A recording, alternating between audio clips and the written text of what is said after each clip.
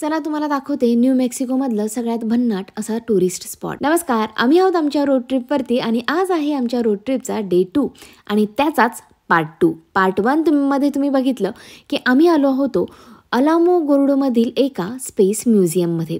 हे space museum केल्यानंतर अलामोगोर्डो city मधूनच तुम्हाला व्हाईट सँड नॅशनल पार्कला जाण्यासाठी लागतात अराउंड 20 ते 30 मिनिट। या नॅशनल पार्कच्या एंट्रीसाठी तुम्हाला तिकीट काढावं लागतं। ते तिकीट पर कारचं असतं, म्हणजे एका कारचे तुम्ही जर $25 पे केले तर तुम्हाला 7 दिवसाचा पास मिळतो आणि तो मिनिमम पास आहे, म्हणजे तुम्हाला वन डे पास मिळत नाही।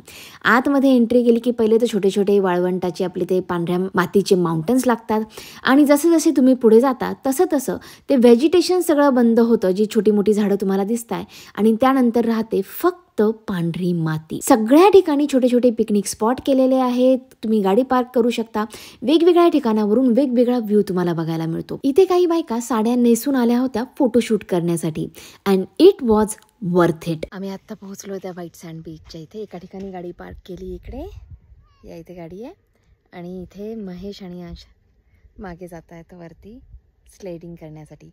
तर आम्ही ज्या हॉटेलमध्ये थांबलो आहे ना, त्या हॉटेलवाल्यांनीच आम्हाला स्लेडिंगचं सामान दिलेलं आहे। ते आता महेश आणि ते तिकडे घेऊन जात आहेत, त्याच्यात बसून स्लेड करायचं।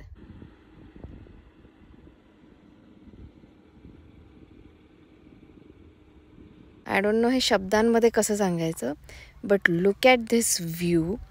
तिकडे सूर्यास्त होतोय आणि या बाजूला सगळी पांढरी सँड अशी सोनेरी सोनेरी झाली आहे। व्हिडिओमध्ये ती सोनेरी वाटत नाही आहे, पण रिअलमध्ये डोळ्यांना बघायला ती सोनेरी वाटते आहे।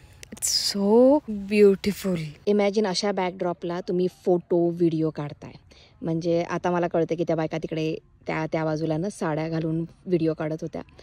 किती सुंदर सगळा हा बॅकड्रॉप आहे।